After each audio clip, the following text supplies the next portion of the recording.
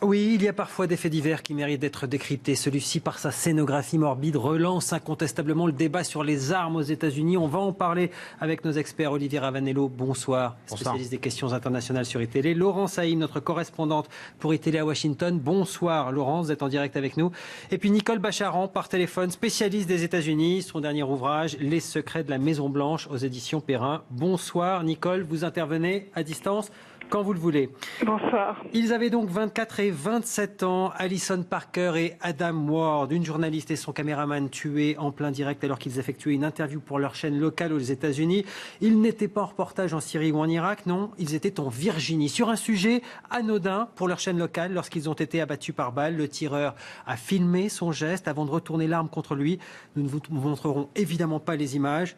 Laurence, il a tenté d'expliquer ce geste fou en 5 messages sur les réseaux sociaux. Laurence Haïm, dont on vient de perdre la liaison, on y reviendra dans un instant. Nicole Bacharan, 3 ingrédients, j'allais dire. L'arme, évidemment, c'est un débat récurrent. La caméra aussi, il s'est filmé pour ce geste fou. Les réseaux sociaux pour faire passer son message, ça commence à être une habitude aux États-Unis. Oui, vous avez totalement raison. Voilà, on est au croisement des armes, de la vidéo et des réseaux sociaux. Et ça n'est pas quelque chose de nouveau dans la psychologie. Je veux dire, se mettre en scène. Autrefois, on voulait passer à la télé, on voulait avoir sa photo dans le journal. Internet ouvre ce genre d'ambition à tout le monde, y compris à des gens qui sont animés de haine et de psychose, à avoir un moment de célébrité. Et comme vous le disiez très justement, eh bien, écoutez, ça rencontre cette circulation folle des armes aux États-Unis, quelques 300 millions d'armes que rien ne semble pouvoir enrayer, même si les drames se succèdent. Alors on va évidemment parler de cette question des armes qui est centrale. Laurence, dont on vient de retrouver la liaison, il a, je le disais, tenté d'expliquer son geste sur les réseaux sociaux, en 5 tweets précisément.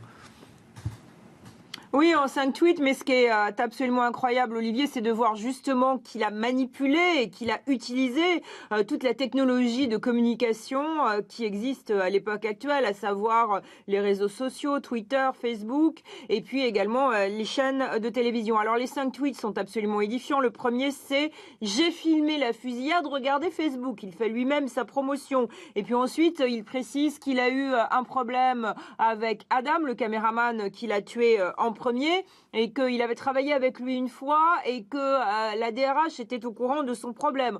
Ensuite, il accuse Alison, la jeune reporter de 24 ans, d'avoir été raciste à son égard. Et ça, il le fait, ses tweets, entre 8h du matin et 10h.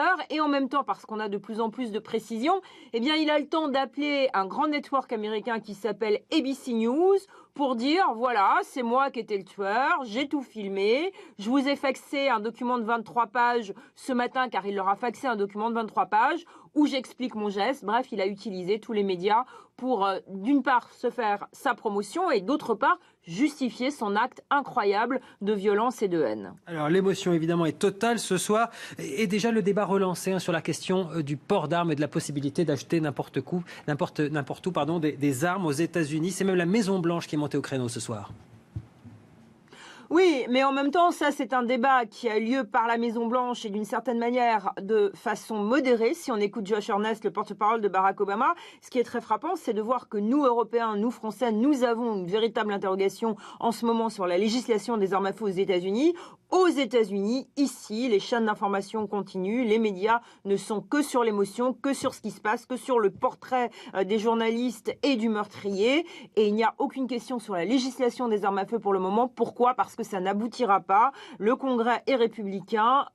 Prétend qu'au nom du 4e amendement de la Constitution américaine, eh bien, chaque Américain a le droit de détenir une arme pour se défendre. C'est quelque chose qui revient systématiquement de manière très cynique. On appelle cela ici le marronnier de la société américaine. Alors, on va quand même quitter le terrain de l'émotion parce qu'il y a peu d'informations sur ce terrain de l'émotion, mais en revanche, il y a quand même des questions qui se posent, des questions que Barack Obama lui-même se posait il n'y a pas plus tard qu'un mois. Dans une interview à la BBC, écoutez son grand regret après ces 2 mandats. Écoutez-le. The United States of America is the one advanced nation on earth in which we do not have sufficient common sense gun safety laws, even in the face of repeated mass killings. For us not to be able to resolve that issue has been something that is distressing, but it is not something that I intend to stop working on in the remaining 18 months. Et si ce n'est pas d'ici à la fin de son mandat, ça pourrait être celle qui va lui succéder si les démocrates le remportent. Hillary Clinton, que dit-elle ce soir? Regardez son compte Twitter. Nous devons agir pour arrêter la violence par arme à feu. Nous ne pouvons plus attendre. Je prie pour les familles des victimes en Virginie. Olivier, est-ce que ça veut dire que la question des armes sera au cœur de cette campagne démocrate? Peut-être pas au cœur parce qu'elle est tellement clivante qu'à chaque fois on y laisse des plumes. Mais ce qui est sûr, c'est qu'on sent quelque chose qui relève presque du désespoir, du désenchantement politique, surtout quand on voit Barack Obama. C'est une blessure politique de ne pas avoir réussi à s'emparer de cette question qui lui tient à cœur. Et à chaque fois qu'il y a eu une fusillade et où l'opinion américaine a été saisie, et notamment au moment de la fusillade dans l'école de Newton, où l'émotion était telle qu'il s'est engouffré le soir même en disant c'est le moment, il faut légiférer, il faut qu'on ait le courage de légiférer pour encadrer la vente des armes. Il ne s'agit pas dans l'esprit d'Obama d'interdire la vente des armes ou de la réglementer de manière aussi stricte qu'en France, mais simplement de l'encadrer. Mais malgré tout, même dans des moments où l'émotion est aussi forte, ça ne marche pas parce que au moment où il faut aller chercher les voix des différents élus, eh bien, ils ne sont pas au rendez-vous. Et ça s'était vu dans son camp d'ailleurs, à l'époque. Oui, il parle de mass killing parce que ces fusillades sont de plus en plus importantes et souvent sont le fait de personnes qui utilisent des armes de guerre, des fusils d'assaut.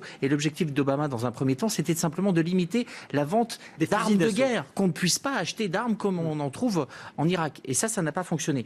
Au fond, ce qui reste le point de blocage, c'est le poids de ce lobby qui défend les armes, la NRA, qui a près de 4 millions d'adhérents, mais surtout une force de frappe financière telle que lorsqu'il s'agit d'aller se faire élire, eh bien, on a besoin de cet argent. Souvenez-vous, lors des dernières mid-terms, il y avait... Des élections, demi-mandat. Exactement. Qui ont été perdues. Ce qui restait de majorité démocrate a été perdu. Souvenez-vous de cette candidate démocrate qui était une candidate pour le Kentucky, Alison Grimes. Elle a fait campagne en disant « Je ne suis pas Barack Obama ». Elle est démocrate. Elle fait campagne en disant « Je ne suis pas Barack Obama, je ne suis pas je suis contre l'encadrement des armes à feu ». Et elle a fait campagne sur le thème des armes à feu.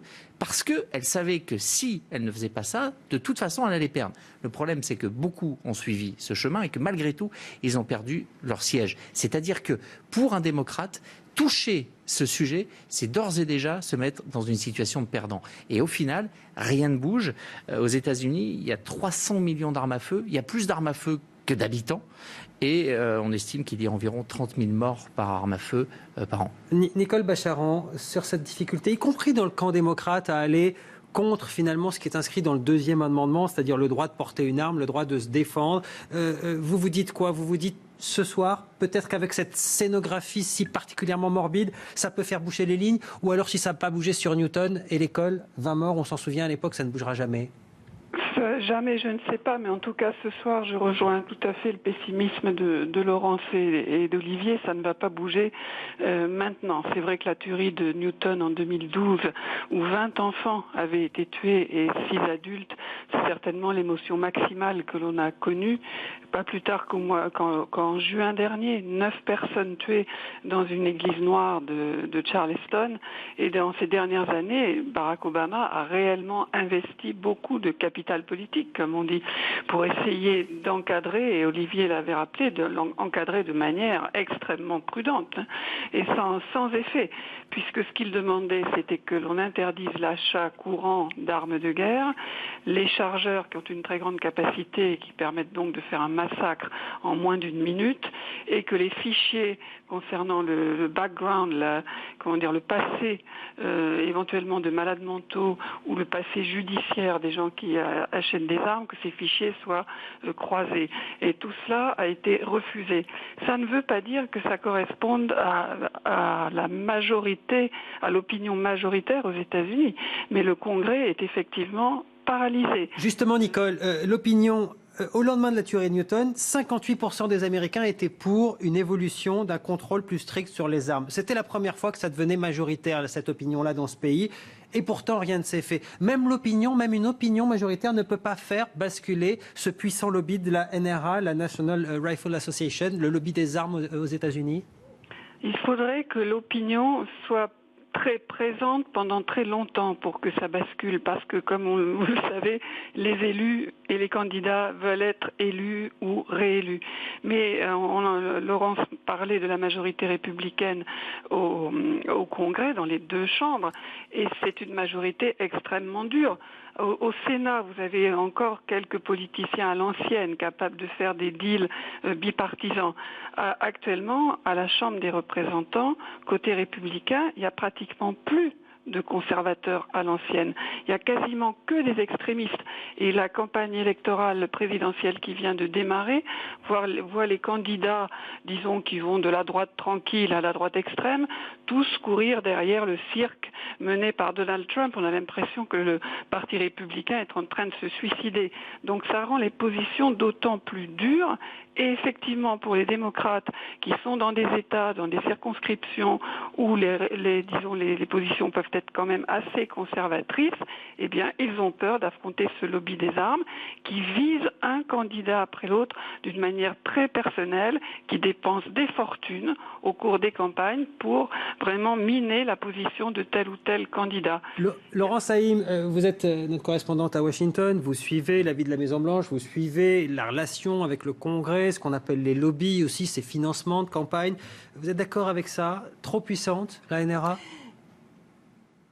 La NRA est une puissance. Moi, ce qui me frappe, Olivier, c'est de faire un petit peu d'humain dans ce qui est en train d'être dit par rapport à la faiblesse de Barack Obama sur la législation des armes à feu. Gabrielle Gayford, qui était une femme formidable politique, qui faisait un meeting en Arizona au moment où Obama venait d'être élu président, eh bien, elle était à moitié paralysée après une fusillade. On a vu Barack Obama presque en pleurs, prendre dans ses bras 1 an et demi après Gabrielle Gayford en disant « Je vais faire une réforme sur la législation des armes à feu pour changer les choses ». Rien ne s'est fait. Vous avez évoqué Olivier Newton avec ses 20 enfants qui ont été tués juste avant Noël. Rien n'a été fait. Avec de mes yeux, les parents des enfants de Newton venant à la Maison-Blanche en pleurs, demandant à Obama de faire quelque chose. On a eu l'église de Charleston en juin dernier avec Obama devant toutes les caméras du monde chanter Amazing Grace, et quelle émotion, tout le monde était là en train de dire c'est formidable. Rien n'a été fait, rien ne peut être fait. Le Congrès est républicain, il est majoritaire, une partie majoritaire de l'Amérique ne veut pas de législation sur les armes à feu. Alors rien n'a été fait et c'est même pire que ça. À l'instant, Nicole Bacharon disait il y a une sorte de suicide sur cette question du Parti républicain. Écoutez, ou plutôt regardez le clip de campagne d'un des candidats à la primaire républicaine pour la prochaine présidentielle aux États-Unis. Il s'appelle Ted Cruz. Ça ne va pas vous surprendre, il est sénateur du Texas. C'est un petit peu particulier au Texas quand on parle des armes. Of course, in Texas, we cook bacon a little differently than most folks.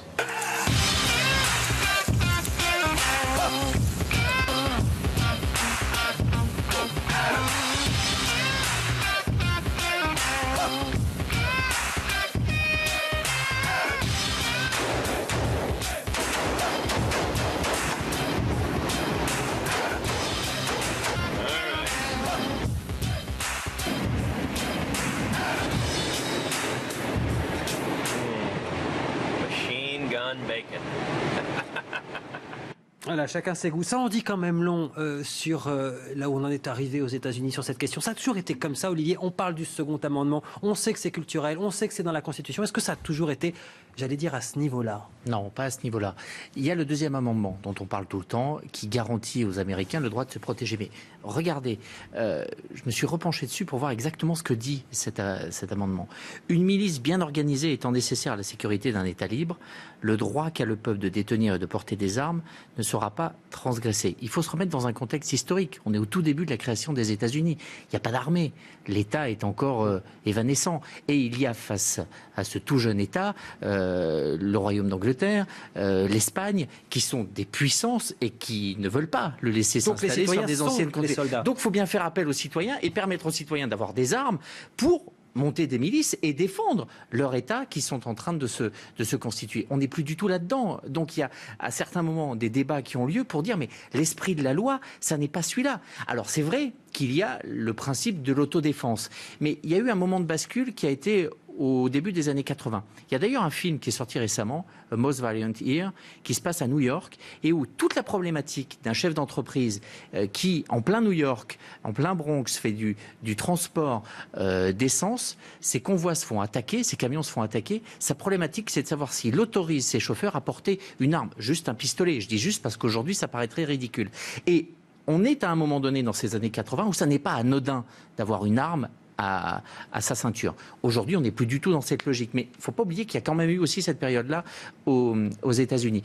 Avant 1980, la loi sur le port d'armes est réglementée par les États. Avant 1980, il y a simplement 5 États qui autorisent les citoyens à porter une arme en dehors de leur domicile. C'est-à-dire qu'on est dans une logique où on se protège si on est attaqué chez soi. Il y a 5 États avant 1980. 2 ou 3 ans après, et ça correspond aux années Reagan, on est passé à 44 États qui autorisent à avoir une arme à n'importe quel moment. Et il y a même l'État du Texas qui aujourd'hui protège un citoyen qui aurait ouvert le feu sur quelqu'un qui l'attaquait, même s'il n'était pas explicitement en danger. Donc on est vraiment dans une logique de surarmement et de surprotection, et aussi de surarmement parce que la quantité d'armes qui a été produite et envoyée, notamment en Irak, durant toute cette période où les États-Unis quand même ont développé leur secteur militaire, est recyclée, et parfois même dans les polices locales. C'est-à-dire qu'il y a une montée du niveau d'armement à tous les niveaux. Donc les gangsters, les truands sont armés avec des armes lourdes, les polices locales s'équipent pour faire face et vont acheter du matériel aux militaires, et au milieu de tout ça, vous avez des citoyens qui se mettent un peu au niveau et qui eux aussi se mettent à acheter des armes automatiques. Et face à ce deuxième amendement, il y a les chiffres du coup qui sont la conséquence logique de ce que vous décrivez. Le nombre de fusillades meurtrières aux États-Unis, regardez, en moyenne 6,4 par an entre 2000 et 2006, et on est passé à 16,4 par an entre 2006 et 2013, c'est-à-dire que ça a été multiplié par 10. Ça ne va pas s'améliorer. Au Texas, là où il y a le sénateur là, qui a fait ce clip assez étonnant, eh bien, dans un an, en août 2016, les étudiants et professeurs, écoutez bien, auront le droit de porter leur arme sur les campus. Nicole Bacharan, ça ne va pas vraiment dans le bon sens tout ça tout de même.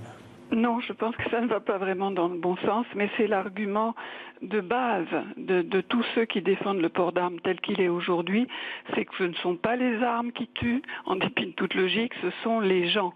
Et que ce qu'il faut, c'est que les armes soient dans les mains de personnes bien, qui défendent le bien, et qu'elles ne soient pas dans les mains de méchantes personnes qui vont tuer sans bonne raison.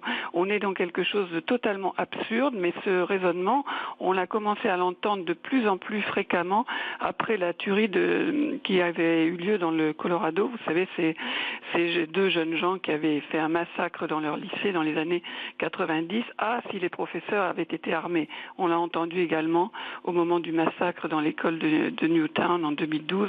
Ah, si les professeurs avaient été armés. C'est-à-dire changer les salles de cours en salles de tir avec autoprotection.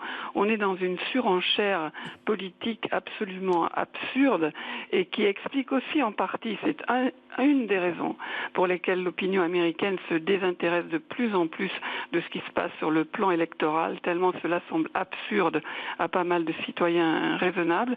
Et je voudrais juste rappeler qu'il y a un pays occidental, disons, un pays développé qui avait affaire à une situation comparable, c'était l'Australie, qui était surarmée, et l'État a finalement acheté les armes, racheté les armes des citoyens, et le problème a été réglé. Il n'y a pas beaucoup d'autres pistes.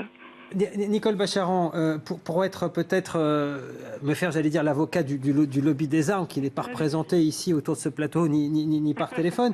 C'est vrai, tout à l'heure, très justement, Olivier Ravanello disait, la Constitution, les pères de la Constitution, Jefferson, quand ils font le deuxième amendement, c'est parce qu'il n'y a pas d'armée et que donc, du coup, il faut pouvoir avoir des milices. Aujourd'hui, aux États-Unis, ces milices, elles se sont transformées dans ce qu'on appelle les fameuses gardes nationales, c'est-à-dire que tout citoyen peut venir en aide à un moment donné à son pays. Or, il faut quand même faire des liens avec l'actualité. Ce qui s'est passé dans le Thalys, l'un des 2 héros américains, il appartenait à une garde nationale, un héritier donc finalement de ce deuxième amendement pensé par les pères de la Constitution. Et s'il n'avait pas réussi à maîtriser le forcené qui lui était armé, probablement aux États-Unis aujourd'hui, où il est fêté en héros parce qu'il est rentré aux États-Unis, probablement dans l'Oregon, on aurait dit, s'il avait pu être armé, vous le voyez, alors il aurait pu faire quelque chose et on aurait évité une tuerie. Est-ce que ça aussi, c'est quand même une réflexion qu'on peut avoir ? Et totalement, et vous avez absolument raison de dire que les milices nées du temps de la Constitution sont maintenant, ont pour successeurs, c'est les gardes nationales. Mais les gardes nationales, c'est l'armée. Et personne ne demande la fin de l'armée. Et effectivement, la grande question constitutionnelle, juridique, qui devrait être un jour portée devant la Cour suprême est celle-ci. Est-ce que le droit de porter des armes est un droit collectif ou est-ce que c'est un droit individuel? Et qui plus est, alors pour en revenir à la situation de la fin du XVIIIe siècle, est-ce qu'il s'agissait de porter vous savez, des vieux fusils, des mousquets, que sais-je, ou des armes automatiques qui peuvent tuer 40 personnes en l'espace de 20 secondes? Et si on suit ce raisonnement jusqu'au bout, en prenant en compte ce qui vient de se passer dans le Thalys, on voit que la chance insensée qu'ont eu les passagers ce jour-là, c'était qu'il y avait des soldats entraînés, sachant réagir, sachant aussi soigner, et qui pourtant n'étaient pas armés. Les gestes qu'ils ont faits n'étaient pas des gestes de gens armés, mais des gestes de combat, puis des gestes d'infirmiers, ce qui prouve bien qu'aux États-Unis, ce qui devrait être remis en cause, c'est le droit individuel à porter des armes quand on n'est pas un simple chasseur, et non pas le droit collectif des soldats entraînés pour protéger. Merci Nicole Bacharan d'être intervenue, de nous avoir apporté votre expertise sur cette question. Laurent Saïm, votre conclusion?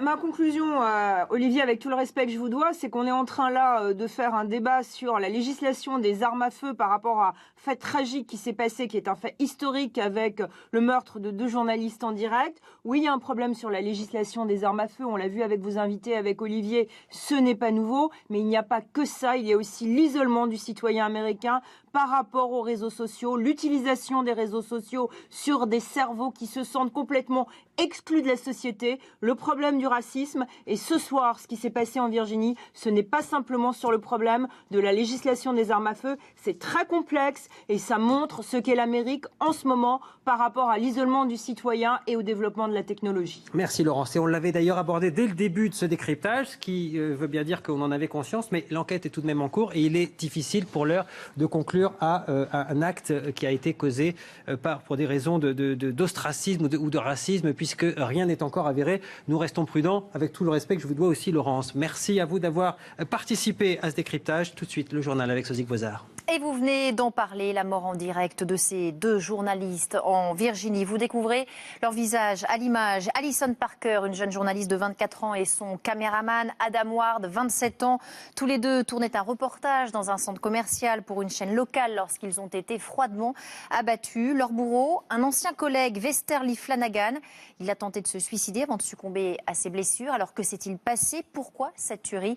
Élément de réponse avec Myriam Zéhar. Alison Parker et Adam Ward faisaient leur métier lorsqu'à 6h45 en plein direct, Wester Flanagan, 41 ans, ancien présentateur de la chaîne, les vise avec un pistolet et tire plusieurs coups de feu. La caméra tombe à terre. Quelques instants plus tard, le directeur de la chaîne, ému, confirme à l'antenne la mort des 2 journalistes. La femme interviewée est grièvement blessée. Très vite, la police identifie le suspect. Quelques heures plus tard, il est pris en chasse et arrêté. Wester Flanagan, connu sous le nom de Brice Williams, a refusé de s'arrêter. 1 ou 2 minutes plus tard, la Chevrolet a quitté la route et c'est là que l'officier a constaté que Flanagan s'était tiré une balle dans la tête. Il a été immédiatement emmené à l'hôpital où il est décédé. Wester Flanagan, alias Brice Williams, aurait probablement agi par pure jalousie professionnelle.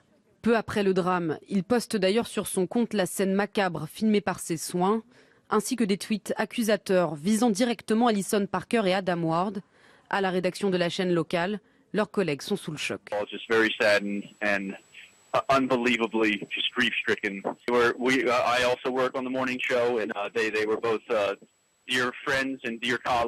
Les 2 journalistes étaient tous 2 en couple avec des employés de la chaîne.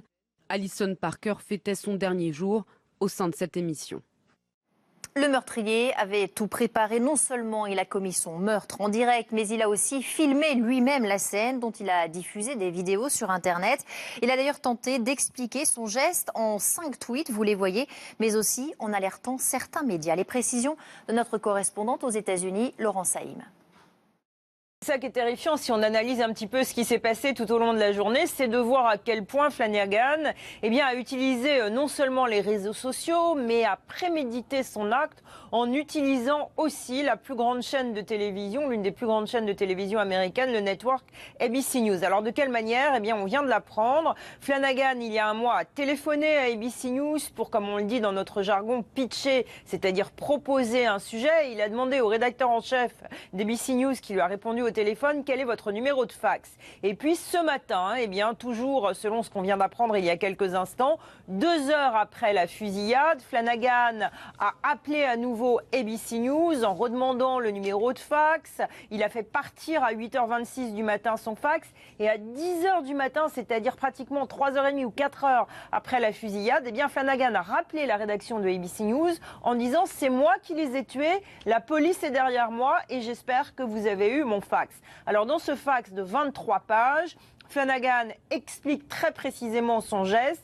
Il explique qu'il est très en colère contre la société blanche, je cite. Il explique qu'il a été victime de discrimination sexuelle, de discrimination raciale. Et il dit que sa colère, s'est progressivement construite jusqu'à, je cite encore, que cela fasse boum. Fin de citation. En tout cas, ce qui est effrayant, c'est de voir à quel point Flanagan a prémédité tout. Et il y a eu, comme on dit en américain, un trigger point, c'est-à-dire un point de déclenchement. C'est la fusillade dans une église noire de Charleston en juin dernier. Dans le fax de 23 pages, Flanagan explique que lorsqu'il a appris Charleston, le lendemain, il a été acheter une arme pour commettre quelque chose contre, dit-il, la société raciste dans laquelle il vivait.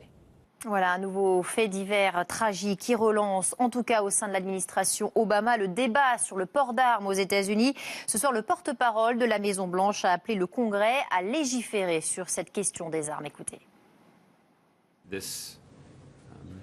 Cette tragédie est un exemple supplémentaire qui illustre la violence des armes à feu aux États-Unis.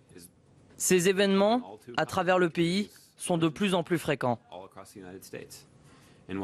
Et ils continueront à exister tant qu'il n'y aura pas une législation qui sera promulguée par le Congrès. Cette législation à elle seule aura une très forte influence sur la violence des armes à feu et leur utilisation aux États-Unis. Le Congrès peut le faire sans empiéter sur les droits fondamentaux des Américains. Et puis ce tweet qu'on voulait vous montrer, ce tweet d'Hillary Clinton effondrée et en colère. La candidate à l'investiture démocrate en vue de la présidentielle de 2016 appelle, elle aussi, à faire cesser la violence des armes à feu. Dans le reste de l'actualité de ce mercredi, Ayoub El-Kazani écroué et mis en examen pour tentative d'assassinat à caractère terroriste alors que le jeune homme passe sa 2e nuit en prison. On en sait un peu plus sur son emploi du temps avant qu'il ne monte dans le train. Il était bien chez sa sœur dans la banlieue de Bruxelles avant de traverser une partie de la capitale avec tout son arsenal sur le dos. Les précisions de nos envoyés spéciaux Guillaume Auda et Martin Congelosi à Molenbeek-Saint-Jean. Que l'on peut dire ce mercredi soir, et on le tient de témoignages que l'on a recueillis avec Martin Congelosi dans ce quartier de Molenbeek à Bruxelles, c'est qu'Ayoub El-Kazani aurait séjourné au moins une semaine en continu chez sa sœur avant de perpétrer son attaque vendredi dernier dans le Thalys. Les armes, elles étaient stockées chez sa sœur ou au moins dans l'immeuble dans lequel elle résidait. Je vous rappelle qu'il a été perquisitionné. Ça, c'est la dernière heure. Un tabloïd belge très connu ici à Bruxelles est très en pointe sur cette affaire qui l'affirme. Selon ces mêmes informations, il y a des sources proches de l'antiterrorisme belge. Ayoub El-Kazani serait sorti armé de chez sa sœur pour se rendre à la gare de Bruxelles-Midi. Il a traversé une partie de la capitale belge avec son arsenal dans un sac à dos qu'il tenait à la main. Il a été filmé dans les transports en commun, dans la rue avant de se rendre à la gare lourdement équipé. Et il n'a pas trouvé ses armes par hasard comme il l'avait prétendu dans un sac qui traînait dans un parc non loin de cette fameuse gare. Maintenant, les policiers belges doivent déterminer quelles sont ces complicités. Les mosquées environnantes, les voisins, les connaissances, la famille, tout le monde est interrogé. Le quartier est passé au peigne fin, mais pour le moment, d'après mes informations, aucune interpellation, aucune nouvelle arrestation n'a eu lieu. Ceci dit, les policiers belges ont bon espoir de mettre à jour les complicités dont a bénéficié ou dont aurait bénéficié le tireur du Thalys. Pour Manuel Valls, les chiffres vont dans le bon sens. Le chômage a légèrement reculé en juillet, moins 0,1%. On est pourtant loin de l'inversion tant promise de la courbe du chômage. La France compte toujours plus de 3 500 000 chômeurs. Écoutez ce qu'en disait le Premier ministre tout à l'heure. En matière de croissance, elle a été de 0,7% au premier semestre et sera donc au moins à 1%, voire un peu plus pour l'année 2015. L'an prochain, nous devrions atteindre les 1,5%. C'est encourageant, mais c'est encore insuffisant pour faire baisser le chômage, même si les chiffres qui viennent d'être publiés ce soir vont dans le bon sens. Et tout le monde ne partage pas cette analyse. Pour l'ancien ministre Éric Woerth, les vraies réformes restent à venir. On voit bien que le pays n'est pas stabilisé, on voit bien que le pays est fragile, on voit bien qu'on ne crée pas d'emplois, qu'on ne crée pas suffisamment d'emplois pour absorber tous ceux qui arrivent sur le marché de l'emploi. Et que le débat essentiel sur le pays, c'est le débat sur la croissance. Et pour provoquer de la croissance, il ne faut pas systématiquement repousser les vrais problèmes ou faire des textes anecdotiques. Il faut s'attaquer aux vrais problèmes. Les vrais problèmes, c'est l'organisation du marché du travail, la flexibilité du code du travail. C'est aussi évidemment le poids des prélèvements pesant sur les entreprises. Et voilà pour l'essentiel de l'actualité, Olivier. Merci Swazik. À suivre le journal des sports et le tirage au sort de la Ligue des Champions demain. À quelle sauce peuvent être mangés les clubs français? On va en parler juste après la pause avec François Pinet. À tout de suite.